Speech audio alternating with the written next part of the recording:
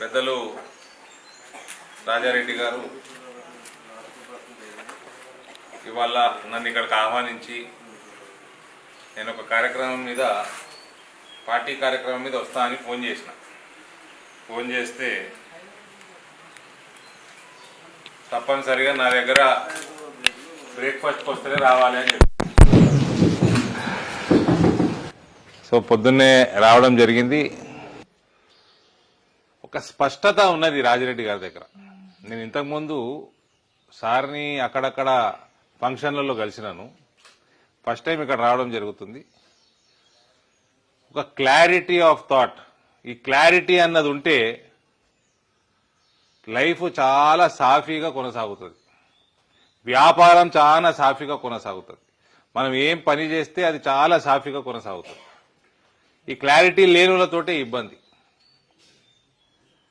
కాబట్టి రాజిరెడ్డి గారు సమాజానికి ఒక ఆదర్శం.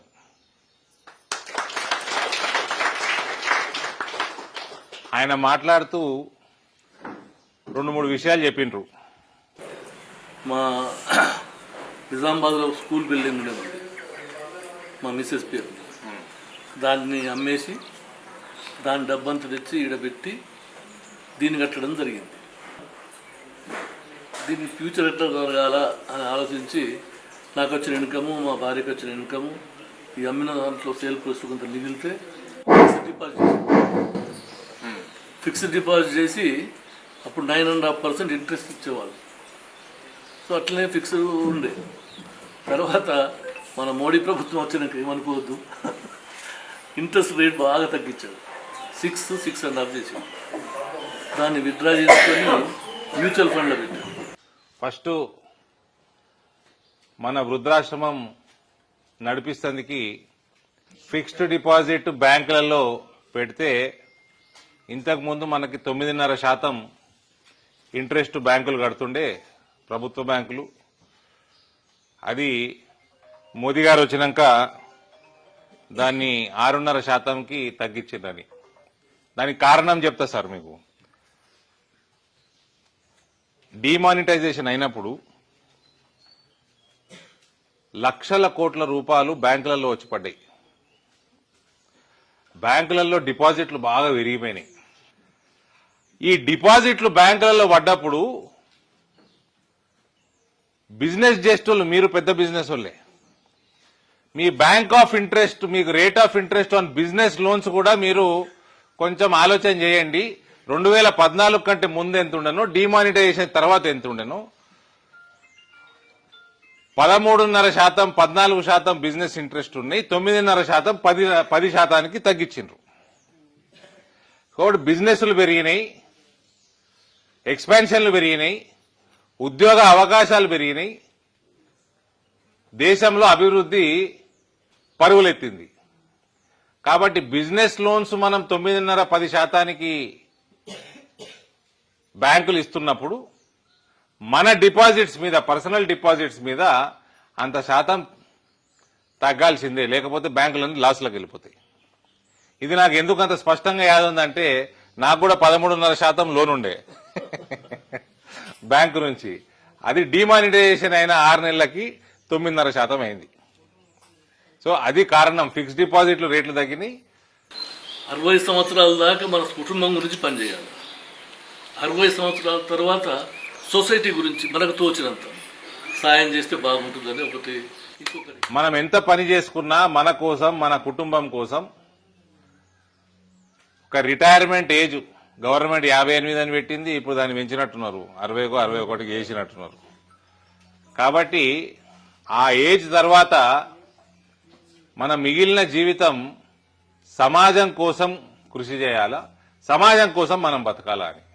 అయితే సార్ ఇక్కడ కూడా చిన్న మనము చేంజ్ చేసుకోవాలా. మీ టైంలోనేమో కెమికల్స్, ఫర్టిలైజర్స్ లేవు, ఎయిర్ పొల్యూషన్ లేదు, సౌండ్ పొల్యూషన్ లేదు, ట్రాఫిక్ ఇంత లేదు. సో గ్యారంటీగా 80 ఏళ్ళు బతుకుతాము. 60 ఏళ్ళ తర్వాత మిగిలిన 15 ఏళ్ళు అయితే యాక్టివ్గా ఉంటాము అని మీరు అట్లా పెట్టుకున్నారు, 60 ఏళ్ళు పెట్టుకున్నారు కట్ ఆఫ్. మా జనరేషన్ పరిస్థితి వేరు. మా జనరేషన్ పరిస్థితి వేరు. ఇప్పుడు ఏది తిన్నా కల్తీయే, గాలి పీల్చుకున్నా కల్తీయే, నీళ్ళు తాగినా కల్తీయే, రోడ్ల మీద సౌండ్ పొల్యూషన్, అన్ని రకాల పొల్యూషన్లు. కాబట్టి 40 సంవత్సరాల వరకు కుటుంబం కోసం ఏం చేయాలో చేసినాం సార్, మీలాంటి పెద్దల ఆశీర్వాదంతో. 40 తర్వాత మాకు నరేంద్ర మోడీలో మేము భారత మాతను చూస్తా నేను. కాబట్టి 40 తర్వాత మోదీ గారికి అంకితం ఆమె రావడం జరిగింది. సో ఇదేది మేము గొప్పలు చెప్పుకోవడం కాదు, కానీ మీ లెక్క మీ అడుగుజాడల్లో మేము కూడా నడుస్తున్నట్టు, అందుకే మిమ్మల్ని ఫస్ట్ ఆదర్శంగా సమాజానికి చెప్పినాను. ఫీజు రీఎంబర్స్మెంట్ అని ఇచ్చే బదులు ఇంట్రెస్ట్ ఫ్రీ ఎడ్యుకేషన్ లోన్ అని ఇచ్చి ఇంట్రెస్ట్ గవర్నమెంట్ కట్టుకుంటే బ్యాలెన్స్ అమౌంట్ అసలు వీడు చదువుకున్న తర్వాత ఉద్యోగం చేసడానికి కనెక్షన్ పెట్టాలి. ఆ అమౌంట్ వాడి రుణమంతా మాఫై చెల్లిందాకనే వాడు అమౌంట్ ఇచ్చేలాగా ఉద్యోగం, లేకుంటే అందరికి ఇస్తున్నాము గవర్నమెంట్ దివాళాకి ఇస్తున్నారు. అలా ఉండకుండా వాడికి కూడా బాధ్యత ఉన్నది. ఇంట్రెస్ట్ ఫ్రీ లోన్స్ ఏదైతే అన్నారో మీ రకంగానే మోదీ గారు ఆలోచన చేస్తారు. ఈ ఫ్రీ ఫ్రీ ఫ్రీ అనేది ఏదైతే నడుస్తా ఉన్నదో ఇది ఆర్థిక వ్యవస్థని కొంచెం ఇబ్బందికరంగా మారుస్తున్నది. ఫ్రీకి వ్యతిరేకం మోదీ గారు కాదు. 2 లక్షలు పెట్టి ఇల్లు ఫ్రీ కట్టిస్తున్నాడు, 3.5 కోట్లు ఇల్లు కట్టించాడు, 5 లక్షల రూపాయలు ఇన్సూరెన్స్ ఫ్రీగా ఇస్తున్నాడు, అంటే గవర్నమెంట్ ప్రీమియం కడుతున్నది. సో ఏ విషయాలలో అయితే ఫ్రీగా ఇవ్వాలనో పేద ప్రజలకి రేషన్ ఫ్రీ, భోజనం ఫ్రీ ఇస్తున్నాడు. సో భోజనం అయిపోయి, ఇల్లు అయిపోయి, ఆరోగ్యం అయిపోయి. ఇక వేరే అన్ని మనకి ఆయన గుజరాత్లో ముఖ్యమంత్రి ఉన్నప్పుడు రైతులకి మీరు చెప్పినట్టు మీరైతే స్టూడెంట్స్ కన్నారు ఎడ్యుకేషన్ సిస్టంలో, ఆయన గుజరాత్ రైతాంగానికి ఇంట్రెస్ట్ ఫ్రీ లోన్స్ ఇవ్వడం జరిగింది. అక్కడ రైతాంగం మన లెక్క కాళేశ్వరాలు కట్టలే, ఆయన అప్పులు తీసుకొచ్చి ఆయన భూగర్భ జలాలు పెంచిండు. చిన్న చిన్న చెక్ డ్యాములు కట్టి, లక్షలాల్లో చెక్ డ్యాములు కట్టి భూగర్భ జలాలు పెంచి కరెంటు బ్రహ్మాండంగా 3 ఫేజ్ క్వాలిటీ కరెంటు తీసుకొచ్చి ఇంట్రెస్ట్ ఫ్రీ లోన్స్ ఇవ్వడం జరిగింది. దాంతో ఇవన్నీ కూడా ఆయన ఫస్ట్ టర్మ్ ముఖ్యమంత్రి ఉన్నప్పుడు చేసి, దాంతో ఏమైంది, గుజరాత్ యొక్క వ్యవసాయ ఆదాయం సంవత్సరానికి 9,000 కోట్ల నుంచి సంవత్సరానికి 37,000 కోట్లకి పెరిగింది. మళ్ళా రైతులందరూ కూడా లోన్లు తీసుకుందరు, ఇంట్రెస్ట్ లేకుండా లోన్లు లీపే చేద్దరు. సో ఇవాళ రాజిరెడ్డి గారు మాటలు విన్నాక నాకు ఇవన్నీ గుర్తుకొచ్చినాయి. ఇప్పుడు మీ దగ్గర కూర్చొని మొత్తం మీ చరిత్ర మొత్తం ఏ రకంగా మీరు చెప్పినో మాకు అర్థమైందో. రాజకీయాల్లోకి రాకంటే ముందు నరేంద్ర మోదీ గారి ఆదర్శం, ఎందుకంటే ఇటువంటి కొన్ని కారణాల వల్ల నరేంద్ర మోదీ గారు ఆదర్శంగా తీసుకుని రాజకీయాల్లోకి వచ్చినాం.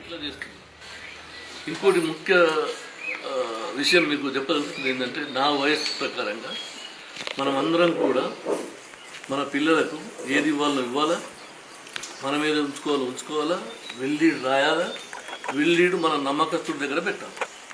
ఇది నా రిక్వెస్ట్. ఎందుకంటే చాలా కుటుంబాలు, పెద్ద పెద్ద కుటుంబాలు, మంచి ఆస్తిపరులు, వాళ్ళు చనిపోయిన తర్వాత వాళ్ళ పిల్లలు కొట్లాడుతున్నారు. మొదలు ఉన్నప్పుడేమో ప్రేమతో ఉంటారు, చనిపోయిన తర్వాత కోట్ల కేసులు, నానా రవస్ అవుతున్నారు. కాబట్టి నా అంబుల్ రిక్వెస్ట్ మీ అందరికీ, ఎవరైతే 60 సంవత్సరాలు దాటినరో అది చేసి పెట్టుకుంటే బాగుంటుంది. అదే అమెరికాలో అందరికి లోన్తో చదువుకుంటారు, 18 ఏళ్ళు కాగానే ఇంట్లోకి వెళ్ళగొడతారు, మన దగ్గర ఉంచుకోరు. వీడి సంసారం వీడిదే, వాడి సంసారం వాడు. అలా కాకుండా మన ఆస్తి అంతా కూడా మనం పిల్లలకి ఇచ్చే సౌలత్ మన దగ్గర ఉంది. కాబట్టి ఈ ప్రకారం చేస్తే ఒకటి బాగుంటుంది అనేది ఒక రిక్వెస్ట్. సారు పొరగాలను బేస్తాము, అవి మనం ఉన్నంతసేపు మంచుకుంటారు, మనం పోయినాక కొట్లాడుకుంటారు ఆస్తుల కోసం. కాబట్టి మనకు 60 రిటైర్ అయ్యే టైంకి ఓళ్ళ వాళ్ళకి చేసేసి మనకేం కావాలా, మన పిల్లలకి ఏం కావాలా, సమాజానికి ఏం చేయాలా అన్నది క్లారిటీ తోటి ఆయన ఏదో చెప్పిండ్రు. అది చెప్పినాక ఆయన అమెరికాల విషయం మాట్లాడిండ్రు. ఇది రెస్పాన్సిబిలిటీ, ఇది క్లారిటీ ఆఫ్ థాట్ కూడా కాదు, సనాతన ధర్మం భారతదేశం యొక్క కల్చర్ ఇది. రాజిరెడ్డి గారు చెప్పింది. అమెరికాలో 18 ఏళ్ళు రాగానే వెనుక నుంచి ఒకటి దాన్ని బయటికి వెళ్ళగొడతారు పురాలని. విలుడు అవసరం లేదు, ఆడ సంపాదించింది ఆడే తాగి తిని ఖర్చు పెట్టేసుకుంటాడు, పిల్లల మీద బాధ్యత లేదన్నట్టు. సో ఆడ 18 ఏళ్ళ బయట అయితే నీ సాగు నువ్వు దావరా పోయి ఏదైనా చదవనికి ఏమని ఇస్తారు, తర్వాత ఒకసారి ఉద్యోగం ఇచ్చినాక మొత్తానికి వదిలేస్తారు. అందుకని ఇవాళ భారతదేశం వైపు ప్రపంచమంతా ఎందుకు చూస్తుందంటే నరేంద్ర మోడీ గారు యోగానే కాదు, సనాతన ధర్మమే కాదు, మన సంస్కృతి సాంప్రదాయాల్ని కూడా ప్రపంచవ్యాప్తంగా ఆయన మార్కెట్ చేస్తా ఉన్నారు. దాంతో ఇవన్నీ చేయడం వల్లనే భారతదేశం యొక్క పాస్పోర్ట్ విలువ గాని, ఒక భారతీయుడిది విలువ గాని విదేశాలలో, అమెరికా లాంటి దేశాలలో కూడా ఇవాళ పెరుగుతుందంటే ఇవన్నీ కూడా నరేంద్ర మోడీ గారు చేయడం వల్ల. హాయ్ ఫ్రెండ్స్, మా టుడే టుమారో యూట్యూబ్ ఛానల్ చూస్తున్నందుకు చాలా థ్యాంక్స్. మరిన్ని లేటెస్ట్ వీడియోస్ కోసం వెంటనే సబ్స్క్రైబ్ చేయండి. అలాగే ఈ బెల్ ని కూడా రింగ్ చేసేయండి. మా నోటిఫికేషన్స్ అన్ని మీ మొబైల్లో వస్తాయి. అలాగే మా వీడియోస్ మీకు నచ్చితే లైక్ చేయండి, షేర్ చేయండి, నచ్చకపోతే కామెంట్ చేయండి.